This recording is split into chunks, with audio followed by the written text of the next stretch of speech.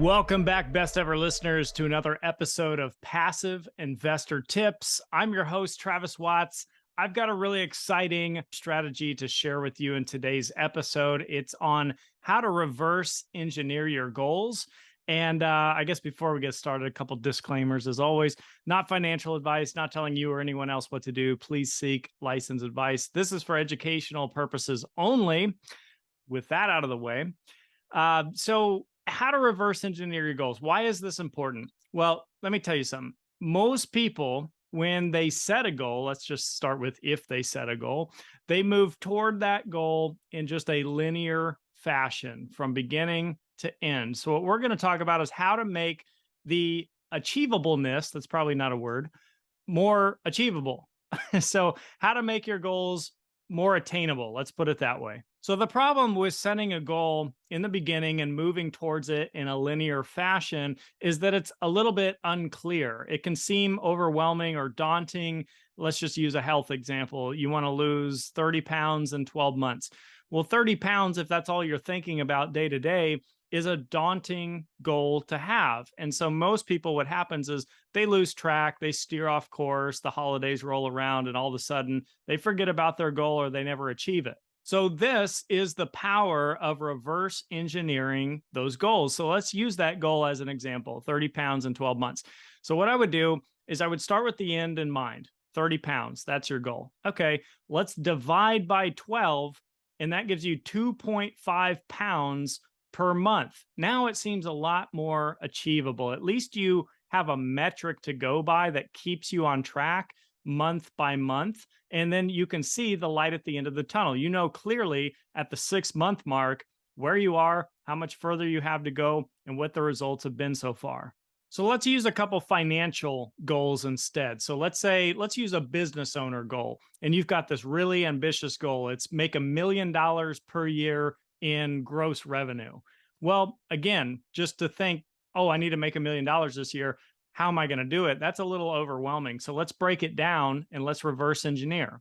The end goal is $1 million. Let's divide by 12. And that gives you, what does that give you? 83,000 per month, I believe. So what if you said instead, okay, I need to get 30 clients this year that are paying me $2,800 per month. That actually gets you to the goal. And you see how that's much more, well, I shouldn't say it's much more easily achievable, but it's much more clear on how you can actually do that. And now there's lots of ways to go about $1 million a year in revenue. That's just a simple example, depending on your business. Or to the theme of this show, let's break it down to being a passive investor. And you say, well, I want $100,000 per year in passive income. Well, do the math, divide by 12, start with the end in mind. That's $8,300 per month. So what if you looked at it like this? I could have 30 diversified investments that all pay me cash flow at approximately $280 per month. Seems a lot more achievable, right? Now, if you take this reverse engineering strategy and concept and you couple it with finding a mentor, someone who's actually achieving the goals you want to achieve or who specializes in helping people achieve those goals, it can be even more easy and attainable. So for example, with the health goal, you'd find a fitness coach or someone like that that specializes in getting people fit, in shape, and losing weight. Or in the example of the business owner, you would find a business owner who's currently making $1 million plus in gross revenue and pick their brain, get to know what strategies they're implementing. Or in the goal of the passive investor, find another passive investor who is making 100,000 plus a year through passive income. Get to know them, get to know how they do it, and this can really cut the learning curve. And I just want to say real quick as a caveat that this is not just theory. The show is not about theory. I use this strategy all the time. I've used this strategy on my health goals, and I've gotten results out of it. I've used it on passive investing. I've shared this story before, but in 2015 is where I found my first 2 mentors that were full-time passive investors. They were business owners who had sold their companies in the mid-1990s. And ever since, they just became full-time investors. And, you know, the only difference was these guys were making like $8 million a year in passive income. But that didn't discourage me from making them my mentors, because all I did was mimic their strategy and mimic their philosophy. And I ended up getting the same results. Now, I'm not saying $8 million a year. I didn't have like 800 million to start with, but I built up enough passive income to live on. And I did the same things they were doing at a smaller scale. And speaking of scale, this is how I'm helping my nephews right now. I have 4 nephews. Their ages are between 15 and 21. And so every year for their birthday and for Christmas and for one-off events, I'm giving them like, $100 or maybe a little bit more. And I'm helping them, I'm mentoring them on how to invest. And so for them, what it is, they're not accredited investors, they're not high net worth, high income, but we're using the same strategy that I use as a full-time passive investor. We're doing it with them through their brokerage accounts because you don't have to be accredited. They're free to open. These days, it's pretty much free trades on every platform. And so what we're finding right now are publicly traded REITs, real estate investment trusts, so that I can teach them about real estate in the process. And we're finding them distressed because this year the stock market's down, whatever, 20, 30%. Some of these REITs are down like 40%. So we're finding distressed REITs that have healthy financials. They've just been bogged down by the overall broader market, and they pay monthly distributions. And I would say at this point, they have equity upside, because when the stock market recovers, whether that's in a year, 2 years, 5 years, I don't know, I can't predict that stuff, but basically they have equity upside, meaning that a potential for that stock to recover to its previous highs. So at the end of the day, aren't they really doing the same thing that I'm doing in real estate private placements? We're buying a distressed property or an older, outdated property. We're fixing it up. We're doing a value add plan. So then we have monthly cash flow for 3 to 5 years. And then we have potential equity upside when we go to sell. It's the same thing that they're mimicking, and they're getting the same types of results, but again, on a smaller scale, because they don't have the kind of liquidity and capital that I have to work with. So they're working with a couple $1,000. So if they're able to stay disciplined and stay focused year after year, there's a good chance they could actually retire early if they so choose, in their 30s or maybe even in their 40s, depending on how aggressive they want to get. Now, if I just started with that goal and I said, here's the deal, we're opening a brokerage account and you're going to retire in your 30s, okay?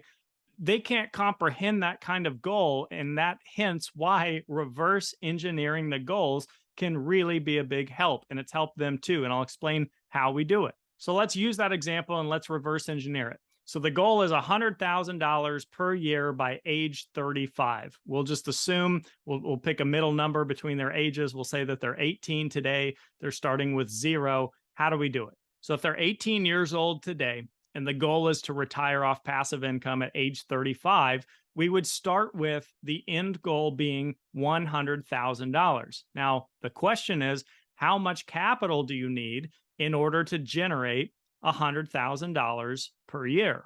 So to paint this example, I'll use a 10% annualized return, keeping in mind that a portion of that 10% is not just cash flow. It's going to be the equity upside piece. Hopefully their returns are going to exceed this, but I want to be conservative.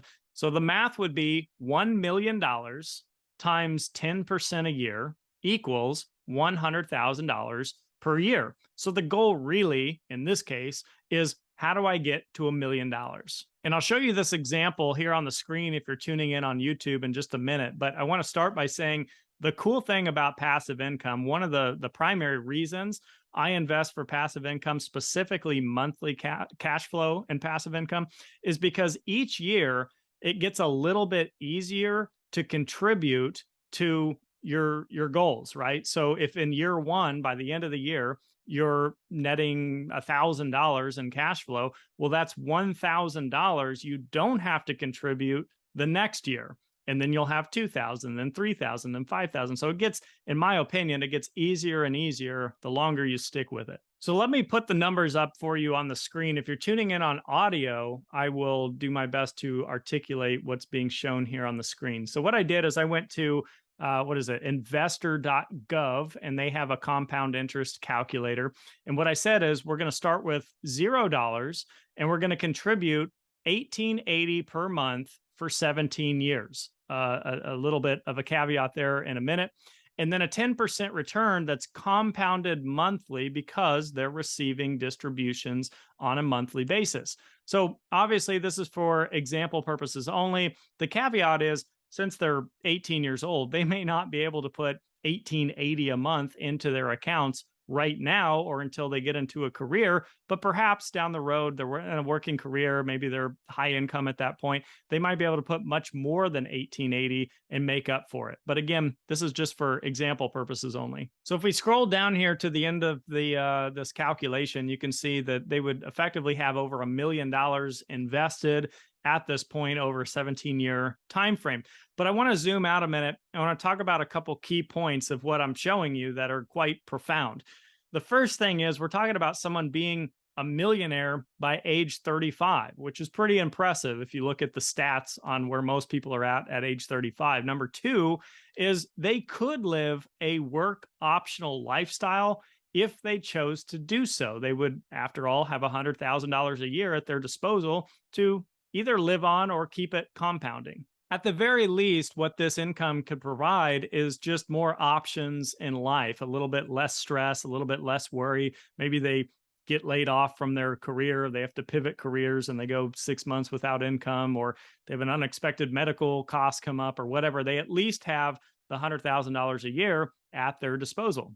And the third thing is, let's say that they didn't want to retire early at 35. After all, that's pretty young. And let's say they're in a profession that they really enjoy. Let's say one of my nephews becomes a doctor and he's really good at it and he makes great income and he's happy and he loves his lifestyle. Great. You don't have to live on it. So let's say he continues contributing the 1880 per month until age 65, where he feels like, now I want to retire. Well, at that point, if you keep running the math, 10% returns for that many more years, he would effectively be at a net worth around $24 million.